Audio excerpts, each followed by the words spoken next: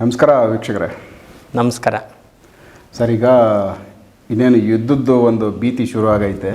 India Pakistan ಒಂದು ರೀತಿ ಯುದ್ಧ ಮಾಡೋ ಒಂದಷ್ಟು ಎಲ್ಲ ಲಕ್ಷಣಗಳು ಎಲ್ಲ ಕಡೆ ಒಂದಷ್ಟು ಸಮಸ್ಯೆಗಳನ್ನೋ ಥರ ಕಾಣಿಸ್ಕೊಳ್ತಾ ಇದೆ. ಕೆಲವೊಂದು ನಿಬಂಧನೆಗಳಾಗಿರೋದ್ರಿಂದ ಇರೋ ಬರೋ ಇವುಗಳು ಕೂಡ ರೇಟ್ಗಳು ರೈಸ್ ಆಗೋ ಒಂದು ಲಕ್ಷಣಗಳು ಕಾಣಿಸ್ತಾ ಇದ್ದಾವೆ.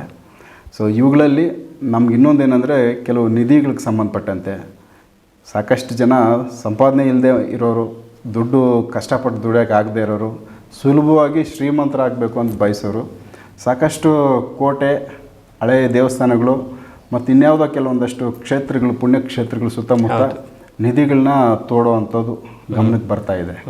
ಕೆಲವೊಂದು ಪಾಳ ದೇವಸ್ಥಾನಗಳಲ್ಲಿ ಹೋಗಿ ಕಲ್ಲುಗಳನ್ನೆಲ್ಲ ದಬ್ಬಿ ಸೊ ನಿಧಿಗಳನ್ನ ಹುಡುಕ್ತಾ ಇದ್ದಾರೆ. ಕೆಲವೊಂದಷ್ಟು ನಿಮ್ಮ ಹತ್ರಕ್ಕೂ ಕೂಡ ಕೆಲವು ಆ ಥರದ್ದು ನಮ್ಮ ಏರಿಯಾದಲ್ಲಿ ನಿಧಿ ಇದೆ ಅನ್ನೋ ಥರ ಸೂಚನೆ ಇದೆ, ಅದನ್ನು ತೆಗೆದು ಕೊಡ್ತೀರಾ ಅನ್ನೋ ಥರ ಕೇಳ್ತಾರೆ ಅಂತ ಹೇಳಿದ್ರಿ.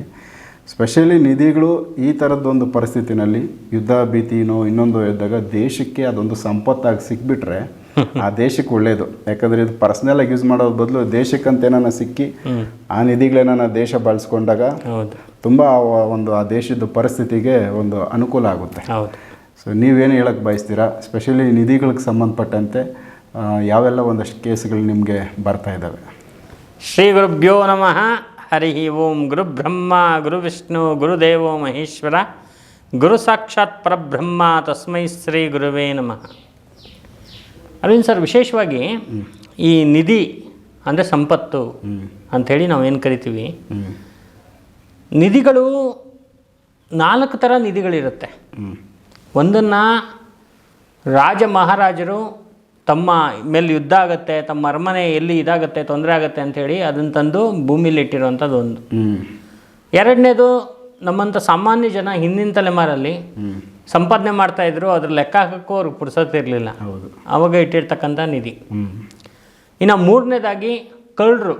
ಈಗ ಎಕ್ಸಾಂಪಲ್ ವೀರಪ್ಪನ ಇಟ್ಕೊಳ್ಳಿ, ಬಿನ್ ಲ್ಯಾಡನ್ ಇಟ್ಕೊಳ್ಳಿ, ಸುಮಾರು ಅವರು ದೋಚಿದ್ರಲ್ಲ, ಅದನ್ನ ಇಟ್ಟಿರ್ತಕ್ಕಂಥದ್ದು ಒಂದು ಮೂರನೇದು. ಇನ್ನು 4ನೇದು ಏನು ಅಂದರೆ ಭೂಮಿಲಿ ಉತ್ಪತ್ತಿ ಆಗುವಂಥ ನಿಧಿ. ಆಯ್ತಾ? ಆ ಥರದ್ದು ನಿಧಿಗಳು. ಸೊ ಇದರಲ್ಲಿ ಏನಾಗ್ಬಿಡುತ್ತೆ ಅಂತ ಹೇಳಿದ್ರೆ, ಇದು ಅದೃಷ್ಟವಂತರು ಯಾರು ಇರ್ತಾರೆ ಅವರಿಗೆ ಖಂಡಿತವಾಗ್ಲೂ ಸಿಗುತ್ತೆ. ಅದಕ್ಕೆ ನಾವೇನು ಮಾಡ್ತೀವಿ ಅಂತ ಹೇಳಿ ಭೂ ಪರೀಕ್ಷೆ ಅಂತ ಹೇಳಿ ಮಾಡ್ತೀವಿ. ಭೂಮಿಯಲ್ಲಿ ಪರೀಕ್ಷೆ ಮಾಡಿ ಅದು ಇದೆಯಾ ಇಲ್ವಾ ಅಂತಕ್ಕಂಥ ವಿಚಾರ, ಮತ್ತು ಎಲ್ಲಿದೆ ಅಂತಕ್ಕಂಥ ವಿಚಾರ, ಇದನ್ನೆಲ್ಲ ಹೇಳ್ತೀವಿ. ಮಣ್ಣಿನ ಪರೀಕ್ಷೆ ಮಾಡಿದಾಗ ಅದೆಲ್ಲ ಗೊತ್ತಾಗುತ್ತೆ. ಅದಕ್ಕೆ ಕೆಲವು ಫಾರ್ಮುಲಾಗಳಿದೆ. ಅದರಿಂದ ಮತ್ತೆ ಕೆಲವು ಪ್ರಶ್ನಾ ತಾಂತ್ರಿಕ ಎಲ್ಲ ಯೂಸ್ ಮಾಡಿ ಅದು ಹೇಳುವಂಥ ಒಂದು ಫಾರ್ಮುಲಾ ಇದೆ, ಅದನ್ನು ಮಾಡ್ಬೋದು. ನಿಧಿ ಇದೆ ಅಂತ ಹೇಳ್ಬಿಟ್ಟು ಏನು ಮಾಡ್ತಾರೆ, ತುಂಬ ಜನ ಮೋಸ ಹೋಗ್ತಾರೆ. ಯಾರನ್ನು ಕರ್ಕೊಂಬಂದು ಆ ಜಾಗದಲ್ಲಿ ನಿಧಿ ಇದೆ ಅಂತ ಹೇಳೋದು, ಅವ್ನು ಇಲ್ಲ ಅಂತ ಹೇಳಲ್ಲ. ಇವಾಗ ಇಲ್ಲ ಅಂದ್ಬಿಟ್ರೆ ಅವ್ರಿಗೆ ಒಂಥರ ಡಿಸಪಾಯಿಂಟ್. ನಮ್ಮಲ್ಲಿ ಬರೋರಿಗೆ ಹಂಗೇನೆ, ಇಲ್ಲ ಅಂದ್ಬಿಟ್ರೆ ತುಂಬಾ ಬೇಜಾರಾಗ್ಬಿಡುತ್ತೆ ನಮ್ಮ ಮೇಲೆ. ಅವ್ರಿಗೆ ಏನೋ ಆಸೆ ಇಟ್ಕೊಂಡಿರ್ತಾರೆ, ಹೌದು, ನಿರಾಸೆ ಆಗುತ್ತೆ. ಹೌದು. ಏನು ಮಾಡ್ತಾರೆ, ಇದೆ ಅಂತ ಹೇಳ್ಬಿಡ್ತಾರೆ. ಇದೆ ಅಲ್ವಾ, ಯಾವಾಗ ಸಿಗುತ್ತೆ ಅವ್ರು ಕೇಳೋದು ನೆಕ್ಸ್ಟ್. ಅಲ್ಲ, ಬ್ಯಾಂಕಲ್ಲಿ FD ಇದು ಫಿಕ್ಸೆಡ್ ಡಿಪಾಸಿಟಾ, ಯಾವಾಗಂದ್ರೆ ಅವಾಗ ಇಟ್ಬಿಟ್ಟು ಯಾವಾಗ ತೊಗೊಳಕ್ಕೆ, ಯಾವಾಗ ಸಿಗುತ್ತೆ ಅಂತ ಕೇಳ್ತಾರೆ. ಸಿಗುತ್ತೆ, ಒಂದು 3 ತಿಂಗಳಲ್ಲಿ ತೆಕ್ಕೊಡ್ತೀನಿ ಅಂದ್ಬಿಟ್ಟು ಅಲ್ಲಿಂದ ದೋಚಕ್ಕೆ ಶುರು ಮಾಡ್ತಾರೆ ಅವ್ರ ಹತ್ರ. ಇವರಲ್ಲಿರೋ ನಿಜವಾದ ನಿಧಿ ಏನಿದೆ, ಜೋಬಲ್ಲಿರೋ ದುಡ್ಡು, ಅದು ಹೋಗ್ತಾ ಇರಲಿ, ಆ ನಿಧಿ ಇರ್ಲಿ ಬಿಡ್ಲಿ, ಇದು ಹೋಗ್ತಾ ಇರುತ್ತೆ. ಒಂದು ಭ್ರಮೆಯಲ್ಲಿ ಅವರು ಲಕ್ಷಗಟ್ಟಲೆ ದುಡ್ಡು ಕಳ್ಕೊಂಡಿದ್ದಾರೆ, ಲಕ್ಷಗಟ್ಟಲೆ ದುಡ್ಡು. ಅದರಲ್ಲಿ ಮೊನ್ನೆ ಒಂದು ಕೇಸ್ ಬಂದಿತ್ತು ನನಗೆ, ಹುಬ್ಳಿಯಿಂದ ಬಂದಿದ್ದು. ಅದರಲ್ಲಿ ಏನಾಗಿದೆ, ಒಂದು ತಂದೆ ತಾಯಿ 4 ಜನ ಗಂಡು ಮಕ್ಕಳು, ಅವ್ರಿಗೆ ಎಲ್ಲ ದೊಡ್ಡವರು, ಮದುವೆ ಆಗಿದೆ. 3 ಜನಕ್ಕೆ ಮದುವೆ ಆಗಿದೆ, ಒಬ್ಬನಿಗೆ ಆಗಿಲ್ಲ.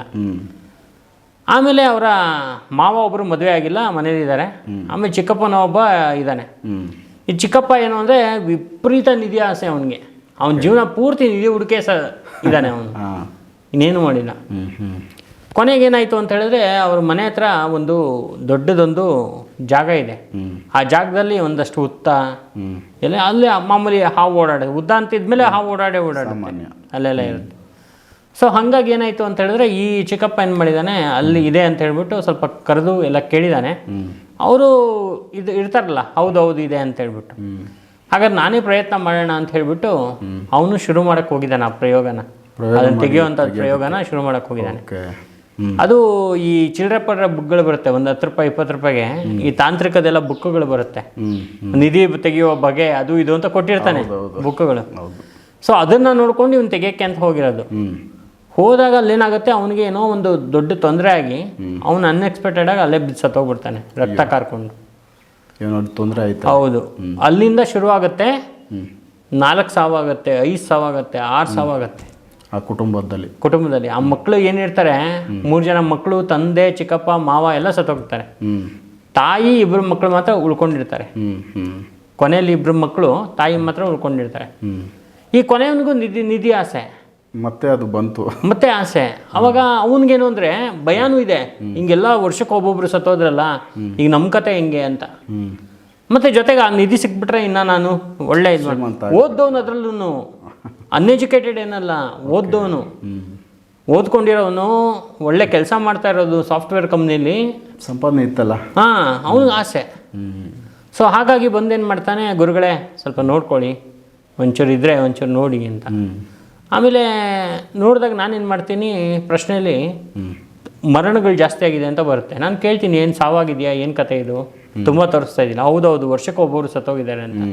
ಮತ್ತೆ ಸಾಲದ ನೀನು ಸಾಯ್ಬೇಕು ಅಂತಿದ್ದೀನಪ್ಪ, ನೀನೇನಕ್ಕೆ ಹೋಗ್ತಾ ಇದೀಯ ಹಂಗೆ ಅಂತ. ಇಲ್ಲ, ಅದೇನು ಅಂತ ತಿಳ್ಕೊಬೇಕು ಗುರುಗಳೇ, ಯಾಕಂತ ಅದು ಗೊತ್ತಾಗಬೇಕಲ್ವ ನಮಗೆ ಅಂಥೇಳಿ ಅದು ಹೇಳ್ತಾರೆ. ಹೇಳ್ದಾಗ ಏನಾಗುತ್ತೆ, ನಾನು ಆಯಿತು, ನನಗೆ ತುಂಬ ಬ್ಯುಸಿ ಇರ್ತೀನಿ, ಒಂದು 15 ದಿವಸ ಹೋಗಲಿ, ನೀನು ಮತ್ತೆ ಫೋನ್ ಮಾಡು, ನೋಡಿಕೊಂಡು ಮಾತಾಡೋಣ, ಡಿಸ್ಕಸ್ ಮಾಡೋಣ ಅಂತ ಹೇಳ್ತೀನಿ. ಸೊ 15 ದಿವಸ ಆದ ತಕ್ಷಣ ಈ ಕೊನೆಯವನಿದ್ದಾನೆ, ಅವನಿಗಿಂತ ಮುಂಚೆ ಇರೋನೊಬ್ಬ ಇರ್ತಾನೆ, ಅವ್ನು ಸ್ವಲ್ಪ ಸೀರಿಯಸ್ ಆಗಿಬಿಡ್ತಾನೆ. ಇವರೆಲ್ಲ ಹೋದ್ರು ಅಂತ ಸ್ವಲ್ಪ ಕುಡಿತಾನೂ ಇರ್ತಾನೆ ಅವನು. ಅವ್ನು ಸ್ವಲ್ಪ ಸೀರಿಯಸ್ ಆಗಿಬಿಡ್ತಾನೆ. ಅವಾಗ ಮತ್ತೆ ಇವನು ಒಂದು ದಿವಸ ನಂಗೆ ರಾತ್ರಿ ಫೋನ್ ಮಾಡ್ತಾನೆ, ನೋಡಿ ಏನು ಅಂತ ನೋಡಿ ಅಂತ. ಅವಾಗ ಏನಾಗಿದೆ ಇಲ್ಲಿ ಅಂತ ಹೇಳಿದ್ರೆ, ಈ ಅಕ್ಕಪಕ್ಕದ ಮನೆಗಳಿರುತ್ತೆ, ಈ ಪಕ್ಕದ ಮನೆಯವರಿಗೆ ಇವರು ಅವ್ರಿಗೆ ಬೇಕಾಗಿರ್ತಕ್ಕಂಥ ಜಾಗ ಕೊಟ್ಟಿರಲ್ಲ, ಇವರೇ ಮೋಸ ಮಾಡಿರ್ತಾರೆ. ಯಾರು ನಿಧಿ ಅಂತ ಇದೆ ಅಂತ ಹೇಳಿದ್ರಲ್ಲ, ಅವರೇ ಮೋಸ ಮಾಡಿರ್ತಾರೆ ಪಕ್ಕದ ಮನೆಯವರಿಗೆ. ಆ ಪಕ್ಕದ ಮನೆಯವ್ರಿಗೆ ಏನು ಅಂತ ಹೇಳಿದ್ರೆ, ಅವ್ರ ಮನೇಲಿ ಒಬ್ಬರು ತುಂಬ ಸ್ವಲ್ಪ ಇದ್ರ ಬಗ್ಗೆ ಎಲ್ಲ ತುಂಬ ನಾಲೆಜ್ ಇರೋವಂಥವ್ರು.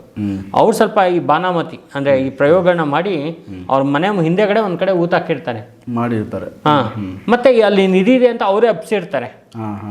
ಓಕೆ. ಮತ್ತೆ ಅಲ್ಲಿ ಯಾರ್ಯಾರು ತೆಗಿಯಕ್ಕೆ ಹೋಗ್ತಾರಲ್ಲ ಅವ್ರಿಗೆಲ್ಲ ಎಫೆಕ್ಟ್ ಹೊಡೆದು ಸಾಯ್ತಾ ಇರ್ತಾರೆ. ಹಿಂಗಾಗಿರುತ್ತೆ. ಅವಾಗ ನಾನು ಅವರಿಗೆ ಸ್ವಲ್ಪ ಈ ದಿಗ್ಬಂಧನ ಎಲ್ಲ ಮಾಡಿ, ಅದಕ್ಕೆ ಸ್ವಲ್ಪ ಎಲ್ಲ ಮಾಡಿಕೊಟ್ಟು ನೀಟಾಗಿ ಅದನ್ನು ಕರೆಕ್ಟಾಗಿ ಅದನ್ನು ತೆಗೆಸಿ, ಅದನ್ನು ಮತ್ತೆ ಬೇರೆ ಕಡೆಗೆ ಅದೊಂದು ಪ್ರಯೋಗನ ಡಿಸ್ಕನೆಕ್ಟ್ ಮಾಡಿ ಬೇರೆ ಕಡೆಗೆ ಹಾಕಿಸಿ ಆ ಒಂದು ಜಾಗನ ರೆಡಿ ಮಾಡಿಕೊಡ್ತೀನಿ ಅವ್ರಿಗೆ. ಮತ್ತೆ ಹೇಳ್ತೀನಿ ಅವ್ರಿಗೆ, ನಿಧಿ ಅಂತ ಹೋಗ್ಬಿಡಪ್ಪ, ನಿಧಿಗಿದಿ ಎಲ್ಲ ಏನಿಲ್ಲ ಇವಾಗ ನಿಮ್ಮ ಜಾಗದಲ್ಲಿ. ಸೊ ಹಾಗಾಗಿ ಪ್ರಪಂಚದಲ್ಲಿ ಇಲ್ಲವೇ ಇಲ್ಲ ಅಂತಲ್ಲ, ನಾನು ಹೇಳ್ದಂಗೆ 4 ಸಂಪತ್ತುಗಳಿದೆ, ಅದು ಚಲಿಸ್ತಾ ಇರುತ್ತೆ. ನಿಧಿ ಒಂದೇ ಜಾಗದಲ್ಲಿ ಇಲ್ಲ, ಮೂವ್ಮೆಂಟ್ ಇರುತ್ತೆ ಅದಕ್ಕೆ. ಅಂದರೆ ಕೂಡಲೇ ಇಮಿಡಿಯೇಟಾಗಿ ಚಲಿಸಲ್ಲ, ಸ್ವಲ್ಪ ಒಂದೊಂದು ಇದಕ್ಕೂ ಒಂದು ಸ್ವಲ್ಪ ಚಲಿಸ್ಕೊಂಡು ಹೋಗ್ತಾ ಇರುತ್ತೆ, ಅಂದರೆ ಶಿಫ್ಟಿಂಗ್ ಆಗ್ತಾ ಇರುತ್ತೆ. ಹಾಗಾಗಿ ಆ ನಿಧಿ ಇರುವಂಥ ಒಂದು ಅದೃಷ್ಟ ಯಾರಿಗಿದೆ ಅವ್ರಿಗೆ ಇವ್ರಿಗೆ ಕಷ್ಟಪಡಬೇಕು ಅಂತೇನಿಲ್ಲ. ಆಮೇಲೆ ಅವರಿಗೆ ಜಿನಿಯನಾಗಿರೋರು ಸಿಗ್ತಾರೆ, ಹೇಳ್ಬಿಡ್ತಾರೆ ಇಂಥ ಕಡೆ ಇದೆ, ನಿನಗಿದೆ ಪ್ರಾಪ್ತಿ ಇದೆ, ನೀನು ತೊಗೋಬೋದು ಅಂತೆಲ್ಲ ಹೇಳ್ತಾರೆ. ಅವಾಗ ಪ್ರಯತ್ನ ಮಾಡಿದ್ರೆ ಸ್ವಲ್ಪ ಅನುಕೂಲಗಳಾಗತ್ತೆ. ಹೀಗಾಗಿ ನಾನು ಒಂದಷ್ಟು ಜನ, ತುಂಬ ಜನ ಬರ್ತಾರೆ ನನ್ನ ಹತ್ರ, ಎಲ್ಲ ಮಣ್ಣು ಕೊಟ್ಟು ಟೆಸ್ಟಿಂಗ್ ಮಾಡಿಸೋದು ಇಂಥದ್ದೆಲ್ಲ ಮಾಡ್ತಾ ಇರ್ತಾರೆ. ಆದರೆ ಇಲ್ಲ ಅಂದಾಗ ಬೇಜಾರಾಗ್ಬಿಡ್ತಾರೆ. ಹೌದು. ನಾನು ನನ್ನ ಒಂದು ಇಷ್ಟು 24 ಇಯರ್ಸ್ 24 ವರ್ಷದ ಈ ಒಂದು ಸಾಧನೆಯಲ್ಲಿ ಒಂದು ಸುಮಾರು ಒಂದು 4ರಿಂದ 5 ಒಂದು ಪಾಯಿಂಟ್ಗಳನ್ನ ತೋರಿಸ್ಕೊಟ್ಟಿದ್ದೀನಿ ಅಷ್ಟೇ. ಪಕ್ಕ ಇರೋಂಥವು. ಪಕ್ಕ ಅಲ್ಲಿ ಹಾಕಿದ್ದು ತೆಗೆದಿದ್ದಾರೆ ಅವರು. ದೇವಸ್ಥಾನ ಧರ್ಮಕ್ಷೇತ್ರಗಳನ್ನೆಲ್ಲ ಮಾಡಿದ್ದಾರೆ, ಕೋಟ್ಯಾಧಿಪತಿಗಳಾಗಿದ್ದಾರೆ, ಚೆನ್ನಾಗಿದ್ದಾರೆ, ಇವತ್ತಿಗೂ ಫೋನ್ ಮಾಡ್ತಾರೆ ಅಂತ ಒಂದು 4-5 ಕೇಸ್ಗಳನ್ನ ಅಟೆಂಡ್ ಮಾಡಿದ್ದೀನಿ. ಸುಮ್ಮನೆ ಅದು ಇದೆ ಅಂತ ಹೇಳೋದು, ಮೋಸ ಮಾಡೋದು, ಅದೆಲ್ಲ ದುಡ್ಡು ಒಳ್ಳೇದಲ್ಲ, ಆ ಥರ ಮಾಡಲೂಬಾರ್ದು. ಅದು ಬಹಳ ತೊಂದರೆ ಅನುಭವಿಸ್ತಾರೆ ಅವರು ಅಂತಕ್ಕಂಥ ವಿಚಾರ. ಸುಮ್ಮನೆ ಇಲ್ಲ ಅಂದರೂ ಕೂಡ ಅಲ್ಲಿ ಇದೆ ಅಂತೇಳಿ ಸುಮ್ಮನೆ ಪೂಜೆಗಳಿಗೆ ಖರ್ಚುಗಳು ಮಾಡಿ. ಹೌದೌದು. ಆ ಕಡೆ ನಿಧಿನೂ ಸಿಗಲ್ಲ, ಈ ಕಡೆ ದುಡ್ಡು ಖಾಲಿ ಆಗಿರುತ್ತೆ. ಹೌದು. ಸೊ ಮತ್ತೆ ಫೈನಲ್ ಏನೋ ಒಂದು ಹೇಳಿ ಬಿಟ್ಬಿಡೋದು, ಇಲ್ಲಪ್ಪ ಏನೋ ಆಗೈತೆ. ಅಯ್ಯೋ, ಇನ್ನೂ ಎಂತೆಲ್ಲ ಮೋಸ ಮಾಡ್ತಾರೆ ಅಂದರೆ, ಕೆಲವು ಜನಾಂಗದಲ್ಲಿ ಡೆಡ್ ಬಾಡಿನ ತೊಗೊಂಬಂದು ಅಲ್ಲಿ ಹಾಕಬೇಕು, ಅಲ್ಲೇನೋ ಒಂದು ಪ್ರಯೋಗ ಮಾಡಬೇಕು, ಮನೆ ಒಳಗಡೆ ಮಾಡಬೇಕು ಅಂತ ಹೇಳ್ಬಿಟ್ಟು ಅಲ್ಲೇನೇನೋ ಮಾಡಿಸ್ಬಿಟ್ಟು ಅವರು ಲಕ್ಷಗಟ್ಟಲೆ ಕಿತ್ಕೊಂಡಿದ್ದಾರೆ. ಅಂತ ತರ್ಸಕ್ಕೆಲ್ಲ ಬೇಕು ಅಂತ ಸ್ಮಶಾನ ಮಾಡಿಬಿಟ್ಟಿದ್ದಾರೆ ಅವರು, ಅಂಥ ಕೆಲಸ ಮಾಡಿದ್ದಾರೆ. ಇನ್ನೂ ನಾವು ಬೇಕಾದಷ್ಟು ಮಾಧ್ಯಮಗಳಲ್ಲಿ ನೋಡ್ತಾ ಇರ್ತೀವಲ್ಲ. ಸೊ ಹಾಗಾಗಿ ಈ ನಿಧಿ ವಿಚಾರ ಇದೆಯಲ್ಲ, ಇದು ಬಹಳ ದೊಡ್ಡ ವಿಚಾರ. ಇದು ಎಷ್ಟೋ ಜನ ಹುಡುಗರು ಎಂಗೇಜು ಚೆನ್ನಾಗಿ ದುಡಿದ್ರೆ ಅವರು ಏನೋ ಆಗ್ಬಿಡ್ಬೋದು, ಅಂಥವ್ರು ಏನು ಮಾಡ್ತಾರೆ, ಈ ನಿಧಿ ಆಸೆಗೆ ಬಿದ್ದುಬಿಟ್ಟು ಬಹಳ ಒಂದು ತೊಂದರೆಯನ್ನು ಅನುಭವಿಸ್ತಿದ್ದಾರೆ ಅವ್ರ ಜೀವನದಲ್ಲಿ. ಸೊ ಕೆಲವು ಸರಿ ನಿಧಿಗಳೆಲ್ಲಾದರೂ ಇದ್ದಾಗ ಅವುಗಳನ್ನ ಕಾಪಾಡೋ ಶಕ್ತಿಗಳು ಕುಟುಂಬಕ್ಕೆ ತೊಂದರೆಗಳು ಮಾಡೋವಂಥವು. ಇವಾಗ ಏನು ನೀವು ಹೇಳಿದ್ರಿ ಘಟನೆ, ಅದು ಯಾವುದೋ ಒಂದು ಶಕ್ತಿ ಅವ್ರಿಗೆ ತೊಂದರೆ ಕೊಟ್ಟಿದೆ ಅನ್ನೋ ಥರನ? ಹೌದೌದು, ಖಂಡಿತವಾಗ್ಲು. ಅದು ಏನಂದರೆ ಅವರು ಡೈರೆಕ್ಟಾಗಿ ಏನಂದರೆ ಮರಣ ಪ್ರಯೋಗನ ಮಾಡಿಸಿ ಇಟ್ಬಿಟ್ಟು ನಿಧಿ ಇದೆ ಅಂತ ಅವರಿಗೆಲ್ಲ ಒಪ್ಸಿ ಅವ್ರು ಬಂದು ಇಲ್ಲಿ ಸ್ವಲ್ಪ ನೋಡೋ ಥರ ನೋಡಿದ್ರೆ ಅವರು ಅಷ್ಟೇ ಮುಗೀತು ಅವ್ರ ಕಥೆ ಆಯ್ತು ಅವ್ರಿಗೆ. ಆ ಥರ ಆ ಭೂಮಿನ ಅಗ್ಯಂಗೆ ಇಲ್ಲ ಆ ಥರ ಮಾಡಿಟ್ಟಿದ್ರು ಅವರು. ಸೊ ಹಾಗಾಗಿ ಇದೆಲ್ಲ ತೊಂದರೆಗಳು ಆಗಿರೋದು ಅವರಿಗೆ. ಸೊ ವೀಕ್ಷಕರು, ಯಾಕಂದರೆ ನಿಧಿ ವಿಚಾರದಲ್ಲಿ ಸಾಕಷ್ಟು ಮೋಸಗಳಾಗ್ತಾ ಇದ್ದಾವೆ. ತುಂಬ ಕುಟುಂಬಗಳಿಗೆ ಅವು ಕೈಯಲ್ಲಿರೋ ದುಡ್ಡು ಕೂಡ ಖಾಲಿಯಾಗಿ ಮಾಂತ್ರಿಕರು ಯಾವುದೋ ಒಂದು ಸುಳ್ಳು ಹೇಳಿ ಅಲ್ಲೇನೋ ಒಂದು ಪೂಜೆಗಳು ಮಾಡಿ ಏನೋ ತೆಗೆದು ಕೊಡ್ತೀವಿ ಅಂತೇಳಿ ಫೈನಲ್ ಕೈಯಲ್ಲಿ ಇದ್ದ ದುಡ್ಡನ್ನು ಖಾಲಿ ಮಾಡಿ ಹೋಗುವಂಥ ಘಟನೆಗಳು ಕೆಲವೊಂದಷ್ಟು ನಮ್ಮ ಸಮಾಜದಲ್ಲಿ ನಡೆದೈತೆ. ಆ ವಿಚಾರಗಳು ಸಂತೋಷ್ ಭಟ್ರ ಗಮನಕ್ಕೆ ಸಾಕಷ್ಟು ಬಂದಿದ್ದಾವೆ. ಅವುಗಳಿಗೆ ಸಂಬಂಧಪಟ್ಟಂಗೆ ಒಂದು ವಿಚಾರ ಇದನ್ನು ಮಾತಾಡಿದ್ದೀವಿ. ಯಾಕಂದರೆ ನಿಧಿಗಳು ಅಂತ ಹೋಗಬೇಡಿ. ನಿಧಿಗಳು ಅಂತ ಯಾವುದಾದ್ರೂ ಒಂದು ಹಳೆ ದೇವಸ್ಥಾನಗಳು, ಸುಂದರವಾದ ದೇವಸ್ಥಾನಗಳನ್ನ ಹಾಳು ಮಾಡಿ ದಬ್ಬಿ ಅಲ್ಲೇನೋ ತೋಡೋದು ಮತ್ತು ಅಲ್ಲಿಂದ ಏನೋ ಒಂದು ಮೂರ್ತಿನ ತೆಗಿಯೋದು. ಸೊ ಅವೆಲ್ಲ ನಮ್ಮ ಒಂದು ಸಂಸ್ಕೃತಿನ ಹಾಳು ಮಾಡ್ದಂಗೆ ಆಗುತ್ತೆ. ಅಲ್ಲಿ ಯಾವ ನಿಧಿ ಸಿಗಲ್ಲ. ಸೊ ಇವುಗಳ ಬಗ್ಗೆ ದಯವಿಟ್ಟು ನಿಧಿಗಳ ಬಗ್ಗೆ ಯಾರು ಗಮನ ಹರಿಸೋಕ್ಕೆ ಹೋಗದೆ, ಸಿಗಂಗಿದ್ರೆ ಅದಾಗದೇ ಸಿಗುತ್ತೆ. ಇಲ್ಲಾಂದರೆ ಸೊ ಡೈರೆಕ್ಟಾಗಿ ನಮಗೆ ಏನು ಸಂಪಾದನೆ ಮಾಡ್ಕೊಂಡು ದುಡಿದು ತಿನ್ನೋದಕ್ಕೆ ಶಕ್ತಿ ಕೊಟ್ಟಿರ್ತಾರೆ, ಒಂದು ಜ್ಞಾನ ಕೊಟ್ಟಿರ್ತಾರೆ ದೈವ. ಸೊ ಆ ದಾರಿಯಲ್ಲಿ ಬದುಕೋದು ತುಂಬ ಒಳ್ಳೆಯದು. ಇಲ್ಲಾಂದರೆ ಜೀವನಗಳೇ ಹಾಳಾಗ್ತವೆ, ವಂಶಗಳೇ ಹಾಳಾಗ್ತವೆ. ಇವುಗಳ ಬಗ್ಗೆ ಮಾಹಿತಿ ಕೊಟ್ಟವ್ರೆ ಸಂತೋಷ್ ಭಟ್ರು. ನೆಕ್ಸ್ಟ್ ಇನ್ನೂ ಬೇರೆ ವಿಚಾರಗಳನ್ನ ನಾನು ಅವ್ರ ಜೊತೆ ಮಾತಾಡ್ತಾ ಹೋಗ್ತೀನಿ. ಎಪಿಸೋಡ್ ನೋಡ್ತಾ ಹೋಗಿ. ನಮಸ್ಕಾರ.